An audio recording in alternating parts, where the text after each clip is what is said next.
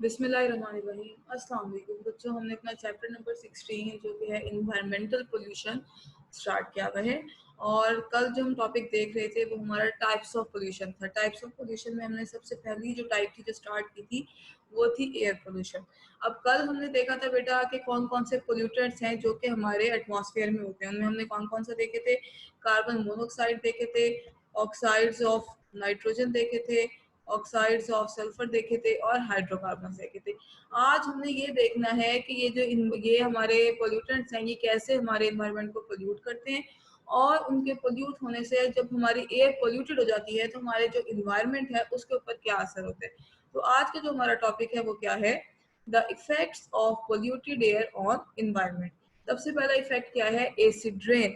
आप लोगों ने ये टर्म, ये लफ्ज बहुत दफा सुना होगा। एसिड रेन क्या होता है कि जब हमारे जो इन्वायरमेंट है उसमें जो मौजूद केमिकल्स हैं वो उनकी पीएच 7 से लेस हो जाती है। फॉर एग्जाम्पल सल्फर के ऑक्साइड्स हैं, जब वो हवा में बहुत देर तक रहते हैं तो वो सल्फ्यूरिक एसिड बना देते हैं।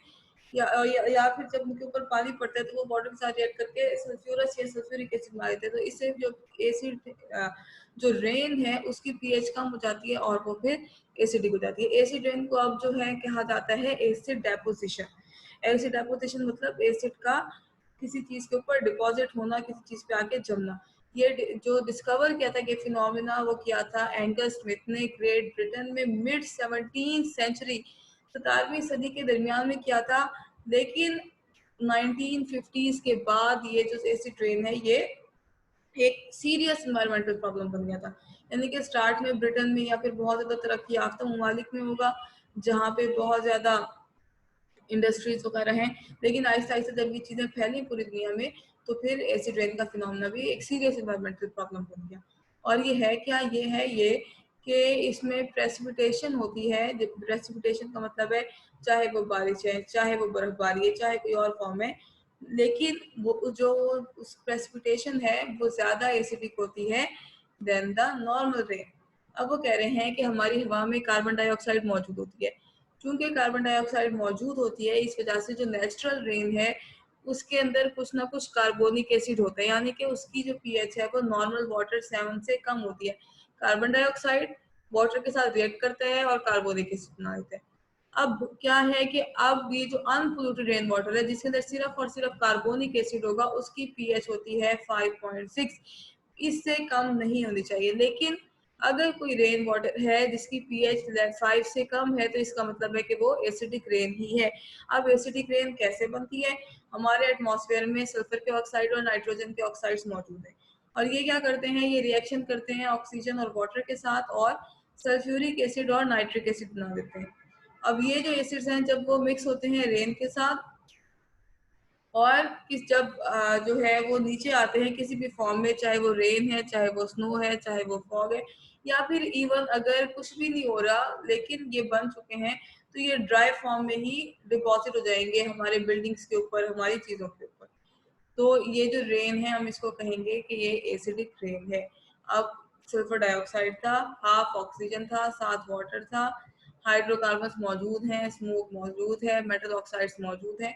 एज ये हमारे इन्वायरमेंट में सारी चीजें मौजूद हैं। एज अ रिजल्ट हमारे पास सल्फ्यूरिक एसिड जो है वो बन गया।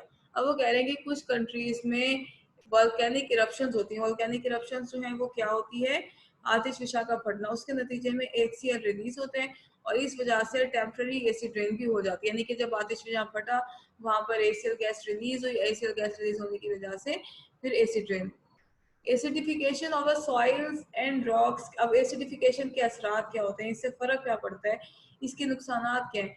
सबसे पहले ये है कि हमारी जमीन के अंदर, हमारे पहाड़ों के अंदर बहुत सारे मेटल्स मौजूद हैं।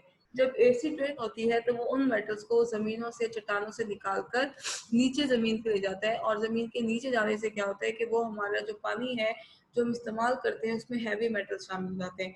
और ये जो हैवी मेटल्स हैं ये हमारी सेहत के लिए नुकसानदेह होते, ना सिर्फ हमारी बल्कि और जो जानवर हैं उन सब की भी। अब वो देखें यही बता रहे हैं कि जो जब सॉइल और रॉक्स की एसिडिफिकेशन होती है तो जो मेटल्स हैं जैसे कि एल्यूमिनियम, मरकरी, लेड और कैल्शियम ये लीच हो जाते हैं। लीच मतलब कि रॉक्स में से निकलकर नीचे जमीन में चले जाते हैं और वाटर बॉडीज का हिस्सा बन जाते हैं। अब ये जो हैवी मेटल्स हैं ये एक्यूमुलेट हो जाते हैं, इकट्ठे हो जाते हैं फिशेस के अंदर, और जब इंसान या जानवर वो फिश खाते हैं तो उनके लिए भी ये हेल्थ हैजर्ड का बाइस बनते हैं। हेल्थ हैजर्ड मतलब उनकी सेहत जो है वो खराब होने का खतरा होता है।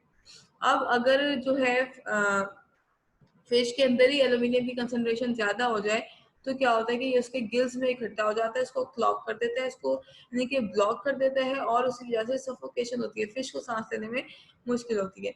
इसी तरीके से जो है एसिडिफिकेशन अगर सॉइल की हो जाए तो सॉइल के अंदर जो न्यूट्रिएंट्स हैं वो चीजें जो कि प्लांट्स के लिए जरूरी हैं वो भी लीच हो जाएंगी। लीच का मतलब होता है कि जमीन से नीचे पानी के अंदर चले जाना उनका, और डैमेज करेंगे लीव्स और प्लांट्स और ग्रोथ ऑफ, यानी कि हमारे प्लांट्स को किसी किस्म के भी हैं, चाहे वो फॉरेस्ट में है चाहे हमारे खेतों वाले हैं, उन सबको ये करेगा खराब।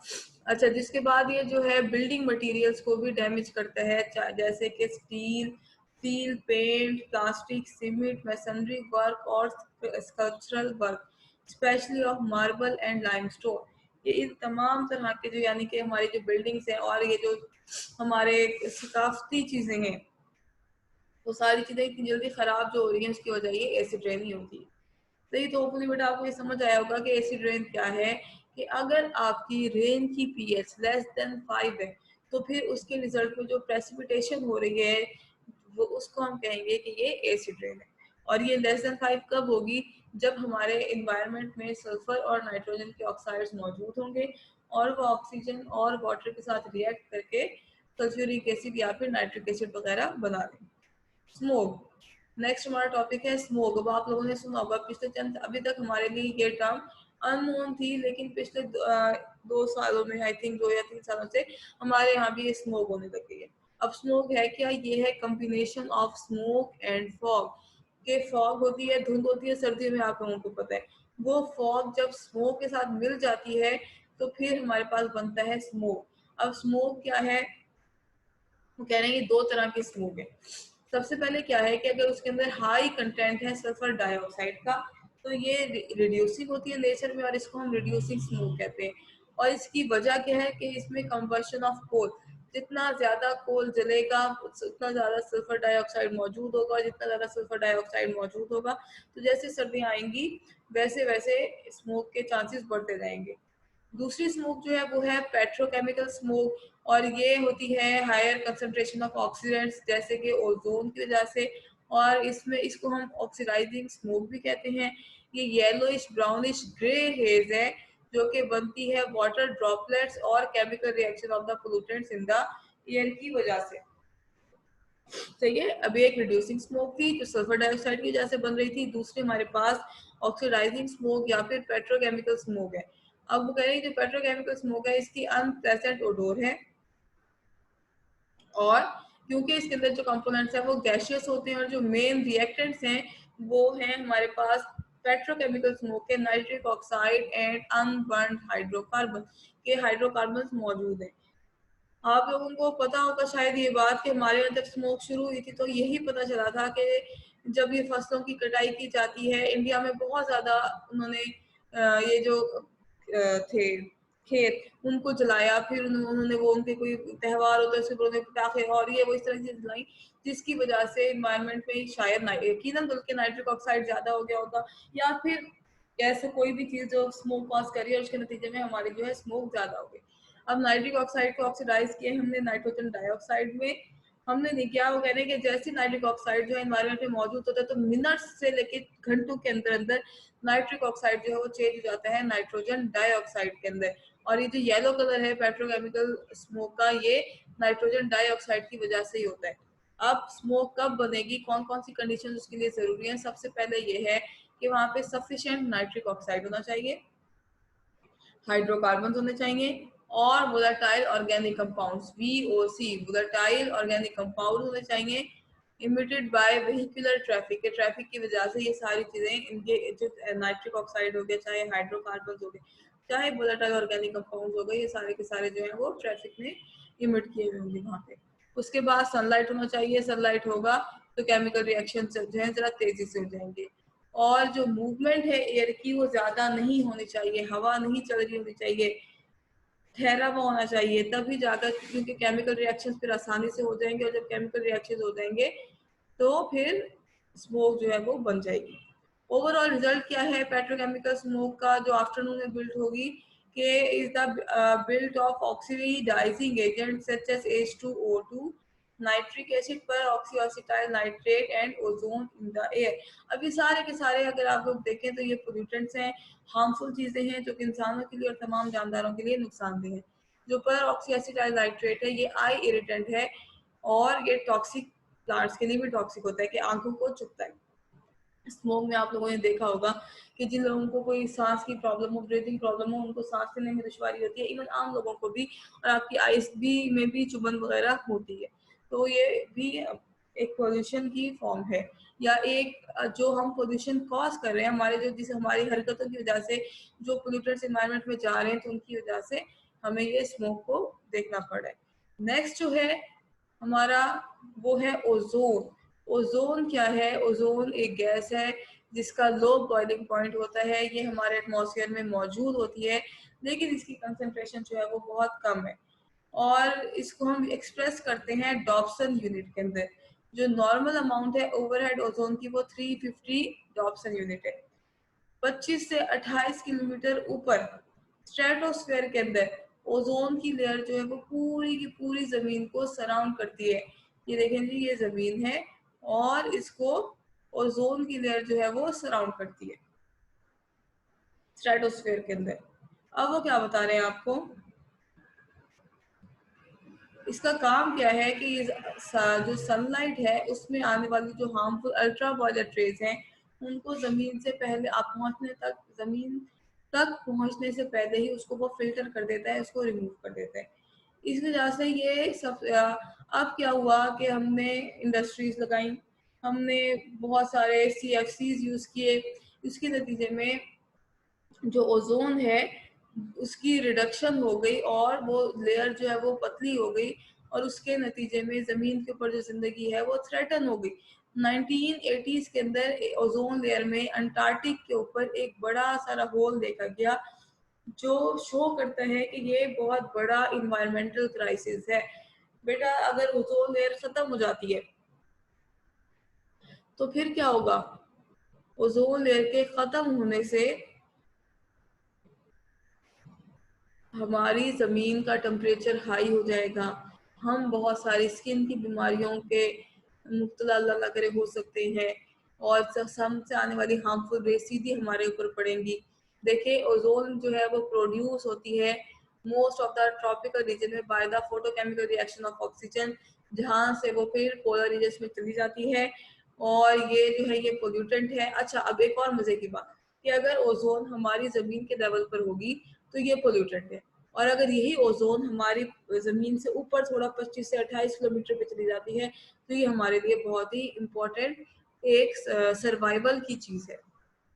अब जब जमीन पे है हमारे, यानी कि कांटेक्ट में है, तो ये पोल्यूटेंट है और हेल्थ प्रॉब्लम्स होते हैं, आइज को डैमेज करती है, एस्थमा को बढ़ाती है, लंग्स की इलास्टिसिटी को खत्म करती है, कफिंग होती है, चेस्ट डिस्कम्फर्ट, सांस लेने में दुश्वारी जो है आपको पेश आ सकती है।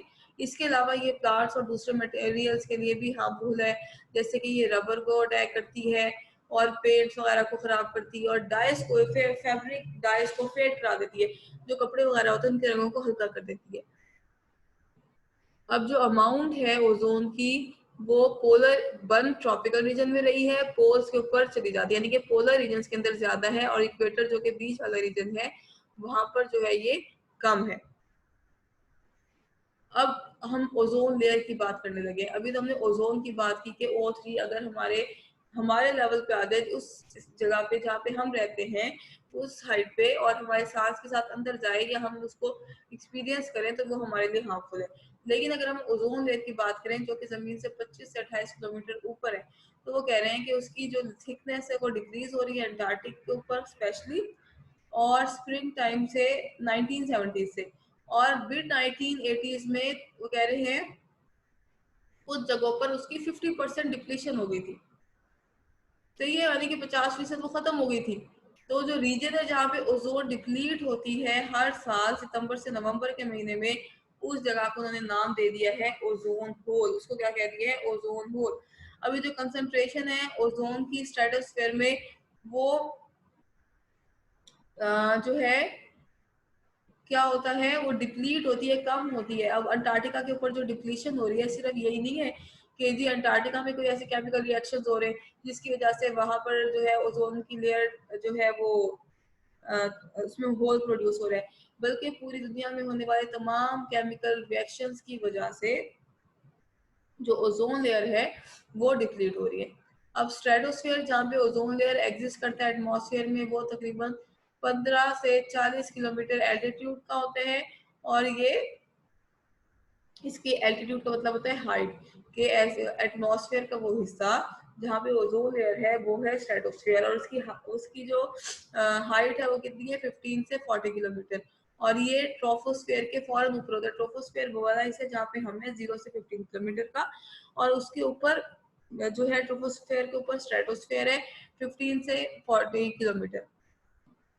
टेम्परेचर जो है ट्रोपोस्फेयर का डिक्रीज होता है with the increasing altitude from 15 to -56 degree Celsius. क्या है कि जब ट्रोपोस्फेयर जो है ट्रोपोस्फेयर के अंदर टेम्परेचर कितना है 15, और ये कम होते होते कितना पहुंच जाता है -50 डिग्री सेल्सियस। इसकी वजह क्या है कि जो हमारी जमीन के नीचे वाला हिस्सा है वो तो जमीन से उठने वाली गर्मी की वजह से गर्म हो जाता है, लेकिन जो ऊपर वाला हिस्सा है वहां पे फिर इतना टेम्परेचर ज्यादा नहीं होता। जबकि जो टेम्परेचर है स्ट्रेटोस्फेयर में वो इंक्रीज होता है और इंक्रीज जाता है -56 डिग्री सेल्सियस से -2 डिग्री सेल्सियस तक। और ओजोन जो है वो मेन केमिकल स्पीशीज जो कि स्ट्रेटोस्फेयर पे होती है। और इसका काम क्या है? इसका काम ये है कि ये अल्ट्रा वायलेट रेडिएशंस को एब्जॉर्ब करती है और ओजोन लेयर के अपर पार्ट में टेम्परेचर को इंक्रीज कर देते हैं।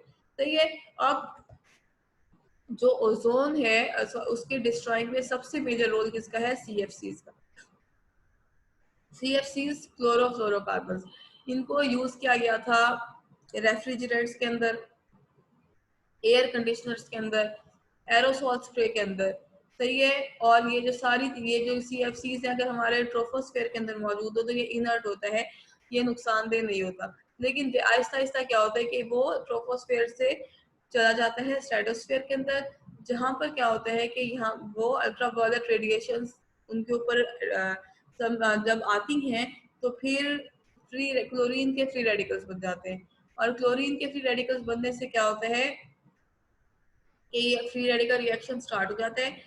अब देखें क्लोरोफ्लोरोकार्बन था, जब ये इन्वायरमेंट पे गया तो ये क्लोरीन का फ्री रेडिकल बन गया। अभी मैंने फ्री रेडिकल यहाँ पर शो नहीं किया हुआ, ये देखें ये फ्री रेडिकल बन गया। अभी जो फ्री रेडिकल है जब ये ओजोन के साथ रिएक्ट करेगा तो ये ओजोन का फ्री रेडिकल बना देगा। अब ये जो ओजोन का फ्री रेडिकल है ये फिर फर्दर रिएक्ट करता जाएगा करता जाएगा करता जाएगा, और एज अ रिजल्ट नए रेडिकल्स बनते जाएंगे और ओजोन के जो मॉलिक्यूल्स हैं वो डिस्ट्रॉय होते जाएंगे।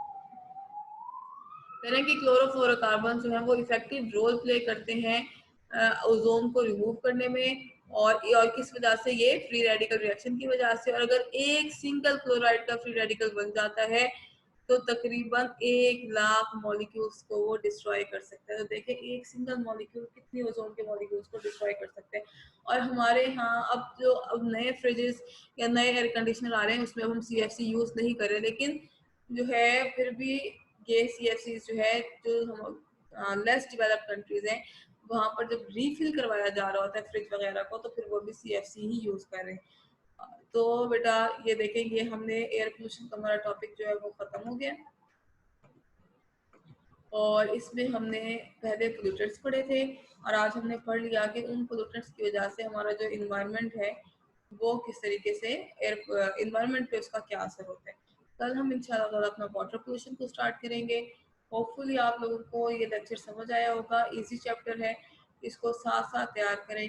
कोई प्रॉब्लम हो कोई मुश्किल हो तो ज़रूर पूछें। अपना बहुत सारा ख्याल रखें। अल्लाह हाफिज़।